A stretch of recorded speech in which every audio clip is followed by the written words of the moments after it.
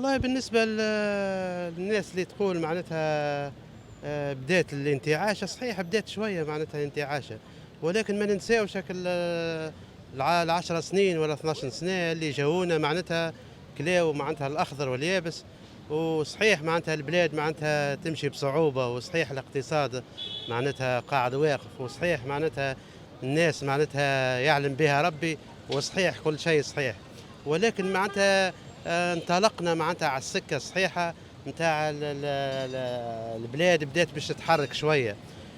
علاش؟ على خاطر معناتها التوانسة كل يعرفوا معناتها شنوا صار لنا في ال10 سنين ولا 12 سنة، ولهذا معناتها اللي يقول فيها يتهكم، معناتها أنا نقول له راك اللي تقول فيه صحيح، هذايا معناتها بدات معناتها العجلة تدور، وبدا الاقتصاد يمشي بشوية بشوية، ولكن ديما ما نساوش اللي سرقونا، وما نساوش اللي معناتها هزونا ثرواتنا، وما ننساوش اللي معناتها هزونا فلوسنا وعملوا بالبلاد اللي ما يتعملش معناتها حتى واحد معناتها يهودي في خوه اليهودي.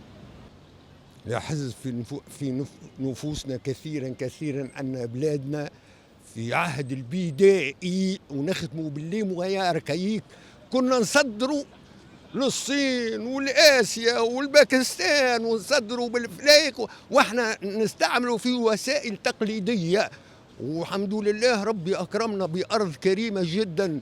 هذه الأرض راهي كريمة كريمة كريمة، وأهملنا الأرض فأهملتنا الفلاحة، خاطر احنا ناس ملتقلقنا أجدودنا أسلافنا عمروا وبنوا على الموارد الفلاحية، وبلادنا تكفينا راهو اللي عندنا تو يكفينا، لكن دخلت فيها المنظمات ودخل فيها الجشع ودخل فيها تدبير الراس ودخل فيها الافتراء بالصفقات على كذب عن كذب، وهذاك اللي دمرنا او خلانا بالحق نوصلوا نتسلفوا ولا نوصلوا.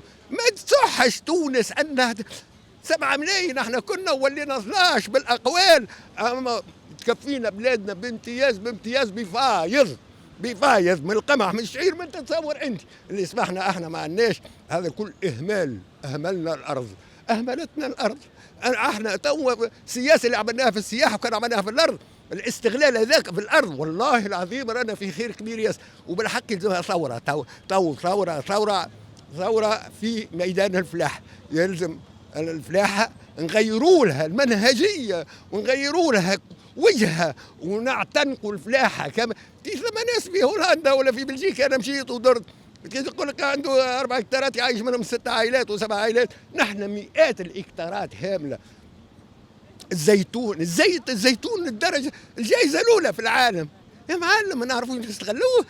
احنا بديناه، احنا اللي هزيناه لاسبانيا الزيتون وزرعناه غادي وخليناهم هم فاتونا. تو راهي الزيتون تونسي، راهي الزيتون فلسطيني وتونسي. الزيتون ربك سبحانه اكرمنا بهذه النبته هذه وذكرها في القران، راهي شريفه برشا.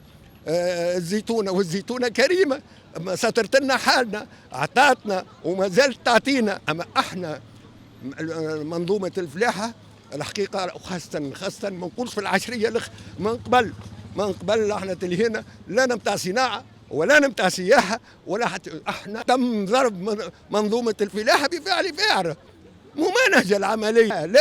لا خاطر ما عندناش سياسه ترتقي بالفلاحه الى درجه اننا نحسبوها المورد الرسمي للبلاد ونجيبوا منها العمله الصعبه. الفلاحه سمي لي انت اي خضره في العالم ما هيش موجوده في تونس موجوده، اي غله تصوري انت. احنا في العالم شكون الدرجه الاولى؟ الدرجه الاولى هي اريحه وتونس في القوارص، ما ثماش في العالم بخلافهم هم في المطعم وفي الريحه وفي كل شيء. احنا عملناها لغلب، هذا هو اللي احنا وصلنا له تو. والله اللي فقدوا ثقتهم معناتها الناس اللي تسكرت عليهم السباله، اللي فقدوا الثقه في البلاد هما المعارضين، اللي فقدوا معناتها الثقة في البلاد، وهما فهمتني ولا الناس اللي سرقت البلاد وماذا بيها معناتها تبدا السبالة مازالت تمشي وهم مازالوا يسرقوا ويبداو يخرجونا في بلاطوات، يبداو يقولون لنا رانا عيشوا راهو الدنيا ماشية بالكدا، ويبدا يعملوا في الإشهار الفارغ معناتها الفضفاض اللي ما فيما حتى شيء منه. وهذوكم الناس معناتها عرفناهم حتى كي يخرجوا يتكلموا معناتها ديما نعرفوهم اللي فاشلين، ما اللي تعداوا بين ايامات هذيك معناتها نعرفوهم من نياتهم معناتها يحبوا يوصلوا للدولة باش يقسموا الكعكة ويهزوا الفلوس ويعاودوا معناتها يخرجوا لنا ديما بلاطوات ويخرجوا لنا يقولوا لنا هانا رجعنا لكم وهاو الدنيا لاباس وكذا. وهذيك معناتها حاجة مشات، عبارة معناتها واحد دفن والديه معناتها حاط في مخه أكيد 1000% ولا حتى 10,000% اللي ما عادش باش يرجعوا مرة واحدة. وصلتنا ثم هي الحقيقة الأزمة هذه ماهيش جديدة وماهيش مرتبطة بموقع بعد 2011، خاطر الأزمات كانت موجودة حتى من قبل. كي نرجعوا لتاريخنا القديم بعد الاستقلال نلقوا كنا عندنا اكتفاء ذاتي في القمح، عندنا اكتفاء ذاتي في المواد الغذائية، عندنا في كل شيء اكتفاء ذاتي. توا ماشي الامور تتدهور، اما اللي صار بعد 2011 هو اللي زاد بالحق، معناها ازم الوضعيه وولينا هاو تشوف باكو الحليب تقعد تفركس فيه من عطار لعطار ومن مغازه لمغازه معناها مفقود، والفارينه تلقى في مفقوده، والسكر كان عندنا معامل وكانت عندنا يعني كنا ننجو، كان عندنا انتاج. راهو توا حسب ما نسمعوا، هذا مش نسمعوا برك، هذه حقيقه وواقع، انه ثم الفلاحه متاعنا ولوا قاعدين يفرطوا في الماشيه متاعهم ويهبطوا الجزائريين، وهذا حق من حقوقهم، من يهبطوا لهنا ويكلفوا ناس تشري لهم الابقار وتشري لهم الواحد ويهربوا فيها من الحدود ويهزوا فيها باش يربيوها في برا في الجزائر.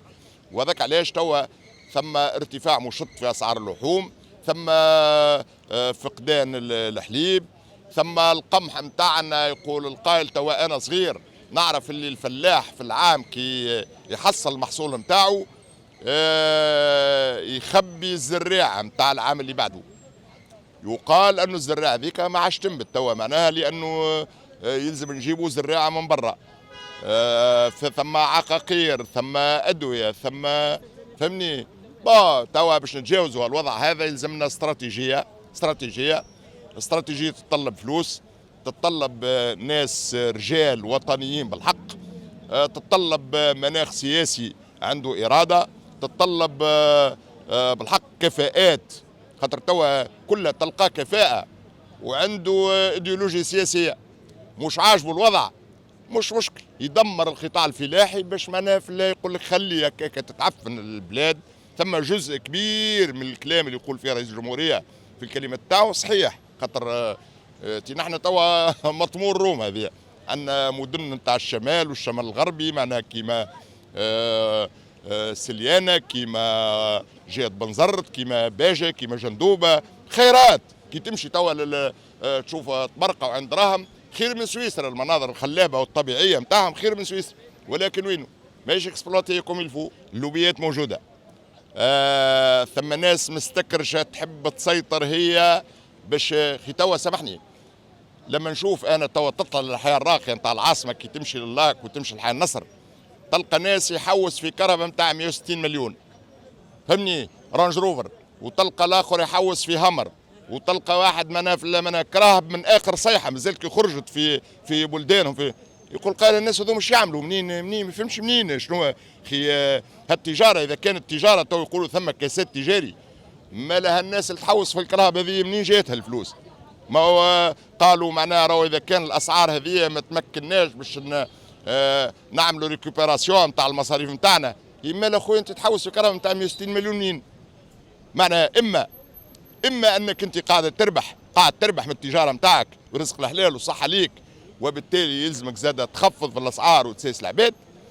واذا كانك انت هالشيء اللي قاعدين نشوف فيه من التهريب ومن الاجرام ومن الفساد ومن الواحد، يا خويا ويني اجهزه الدوله؟ ما هو لازم تراقبك. انا والله ساعات نصدم كي نرى تمشي للاك تمشي للبلايص الراقيه ترى عباد تحوس تقول الزكش، تي معناها في قاعده نتاع قهوه يصرف لك في 1,800,000 دينار في جلسه بسيطه، اللي واحد ساعات يعرق عليهم شهر كامل ما يصورهمش.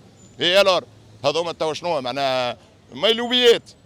ايش معناها؟ لوبيه ما عندها حتى تفسير. لوبيات اما تجاره وقاعد يستغل في الطبقه الشغيله ويبيع يا برا دور. تو انت نجم نقول لك انا 60% من القهوي القانون يفرض عليه باش يكون عنده لوحة أسعار مكشوفة ظاهرة واضحة للعيان، تدخل ترى القهوة كابيسان ب 1600، إما تشري ولا ما تشريش، حر هو، ما تلقاهاش تدخل تقول على حس النية تعطيني قهوة، من بعد يجي يقول قداش؟